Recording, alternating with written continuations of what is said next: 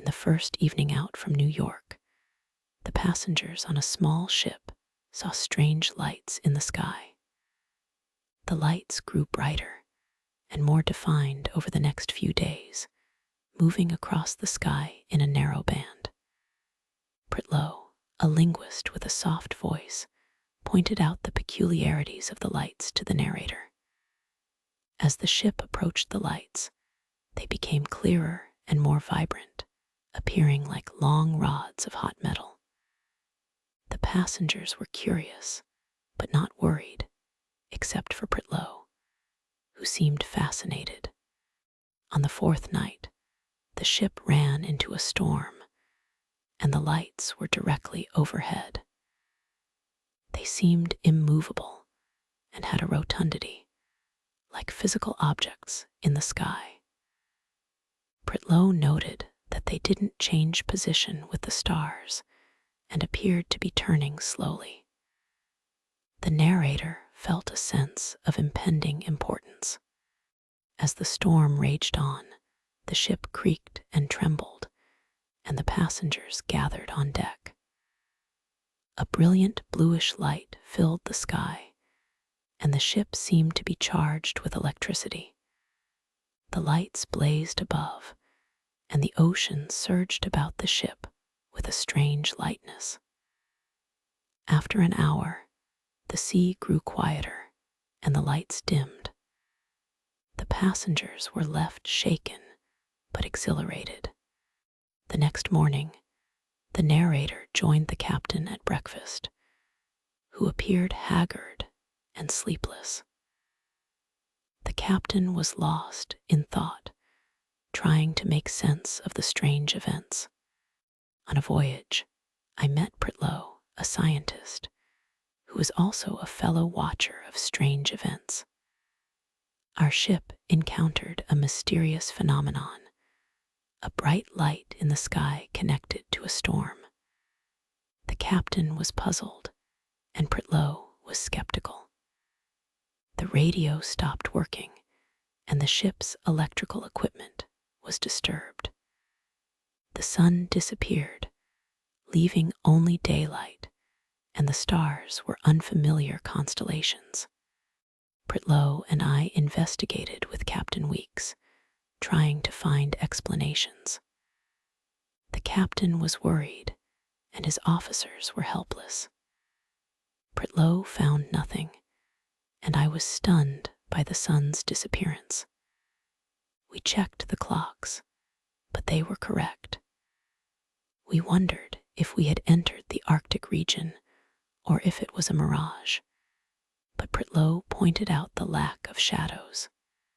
After dinner, we went on deck, and the stars appeared, but they were unknown constellations. Captain Weeks was shocked, and Pritlow exclaimed, "My God!" We gathered in the captain's cabin, discussing the strange events. Pritlow had a vague idea, but it was too impossible to mention. Captain Weeks, Pritlow, and the narrator are on a ship that has lost its course in a storm. The sun has disappeared, and new stars have appeared in the sky. Captain Weeks is helpless and unsure of their direction. Pritlow suggests that they may have entered the fourth dimension, which would explain the disappearance of the sun and the new stars. The narrator and Captain Weeks are skeptical, but Pritlow explains that if they are in the fourth dimension, they would not be able to see the sun or stars, but would still receive sunlight. However, they would not be able to turn around and go back, because they do not have the ability to navigate in the fourth dimension. Pritlow believes that they may be able to return to their starting point if they continue on their current course, but it would take a long time, and they would face many obstacles. The captain and the narrator are unsure of what to do, but they decide to continue on their current course and hope for the best. Pritlow and the narrator discuss the strange phenomenon of the stars disappearing and how it's become normal for them. They explain Pritlow's theory to the ship's officers, who keep the passengers in the dark. As the ship sails on, the passengers and crew grow uneasy, but eventually they become accustomed to the strange new world. The narrator reflects on the feeling of being lost at sea, with no land in sight. Captain Weeks, Pritlow, and the narrator discuss their situation, realizing they need to find land soon or risk running out of food and supplies. Pritlow suggests that the land might extend into the fourth dimension, but they have no data to support this theory. They wonder if this new world is inhabited, with Pritlow doubting it due to the peculiarity of their own world being habitable. Pritlow shares his theory that the sun might be responsible for making their world habitable, citing its importance to plant and animal life. He believes that humans evolved in the hot equatorial regions, and that the sun's influence is essential to their survival. This leads to a discussion on how their mechanical inventions, like ships and cars, remain in their stratum, possibly due to their guidance and the unknown laws of the fourth dimension. Mr. Grady, the mate, burst into Captain Weeks' quarters, announcing that land had been sighted. Captain Weeks, Pritlow, and the narrator rushed to the bridge, where they saw a long, flat line of blue on the horizon. They speculated about the land, wondering if it was inhabited and if it was a coast they had seen before. Captain Weeks decided to wait until morning to tell the passengers, who were unaware of the discovery. The next morning, the narrator rose early and went on deck, where he saw the rocky coast with trees and bushes beyond the sand. Captain Weeks was on the bridge, looking refreshed and less worried. They discussed the resources they had for starting a settlement, including tools like axes, hammers, and saws. The captain was confident that they could make do with what they had. As they steamed down the coast, they approached a point where the line broke and turned inland, forming a harbor or bay. The passengers began to gather on deck, unsure of what to make of the unfamiliar coast. Captain Weeks announced that he would make a statement in the main saloon later. At breakfast, the passengers were quiet and hesitant, wanting to question the captain and his crew. After breakfast, Captain Weeks made a brief announcement, saying that they would have to work together to survive and build a new civilization. He assured them that they would try to find a way back to their old world, but they should not put too much hope in it. Captain Weeks, Pritlow, and I discussed plans in the cabin as we entered the harbor. We were stranded, but we had a ship, which no other castaways had. Captain Weeks suggested planting an American flag, but Pritlow thought it futile since we couldn't communicate with our government. Instead, we decided to name the place Liguoa after the League of Nations and build a town. We agreed on a republic, with Captain Weeks as the leader, and decided to explore the countryside before transferring people to the land. We organized a party to examine the land, including Mr. James Folk, a farmer, and 2 college boys. We found no signs of habitation, but I discovered a life preserver with an inscription from the Pacific, a ship that sailed in 1856 and was never heard of again. Captain Weeks remembered the Pacific as one of the famous missing ships. We realized that we might find other colonists nearby, but it was unlikely. We decided to search for other lost ships and colonies and chart our new continent, Likuoa.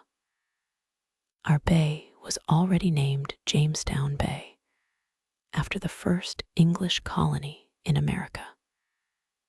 As we settled in, our passengers began to reveal their hidden ideals and ambitions, becoming potential socialists, reformers, and educationalists.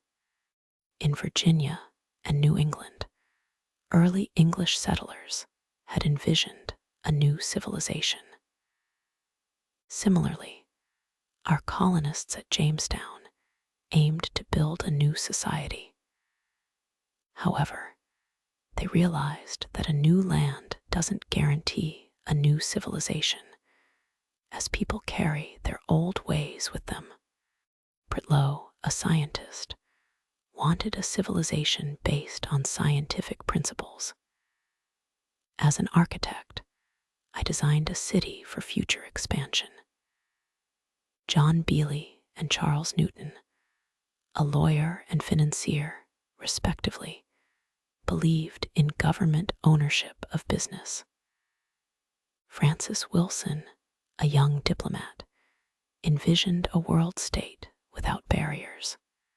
Captain Weeks led the practical work, building a dock, houses, and a traffic center. We had a dining hall, lounge, and offices. The ship's cargo included automobiles, trucks, airplanes, and other items. The passengers took responsibility for the cargo, promising to pay for it if they returned. Our main concern was food, as our rations were running low. James Folk, a farmer, surveyed our resources for crops. We had seeds, but not enough variety. We needed to find other sources of food before winter. On an expedition to find animals, Jim Grady, Pritlow, and I got lost, leaving the colony behind. Our attempt was unique. We had to create a machine-made civilization with limited resources. We worked efficiently, like modern businesses. The outcome is unknown, but it was an unprecedented experiment. We set out to explore the hills, following the river that flowed from the colony. The colony resembled a Virginia settlement, with little houses, a dining hall, and a ship that seemed gigantic. We began our journey, leaving behind Mr. Newton's daughters and Rudolph Cortez, who were swimming in the bay. We followed the river, which led us to a pass through the hills. A thunderstorm hit us, but we took shelter and waited for it to pass. Afterward, we continued our climb, marking our trail with hatchets and navigating through the thinning forest. We reached the summit of a low mountain, then descended into a small valley, and finally reached a long plain with tall grass waving in the wind. As we walked, we saw a city in the distance, which seemed like a mirage. But as we got closer, we realized it was real, a distorted, peculiar city that seemed to be a mix of Paris and something else. We ran towards it, shouting, and suddenly found ourselves standing on a street corner, surrounded by people and cars. A gendarme approached us, and we realized we were back in Paris. We registered at a hotel under assumed names. and kept our incredible story private, only sharing it with the attorneys of the passengers and the owners of Grady's ship. Pritlow, who had been leading our expedition, was unable to explain how we ended up back in Paris. He suggested that we might have drifted out of our dimension and then back into it, but he was tired of theories and wanted solid facts. He believed that the others might wander back, but none have appeared.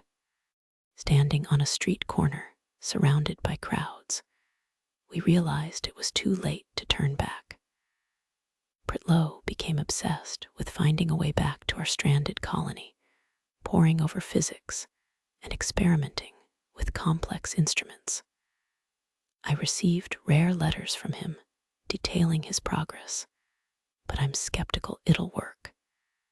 With winter setting in, I worry about their survival. Meanwhile, I've grown tired of New York, longing for the thrill of our past adventure in Virginia.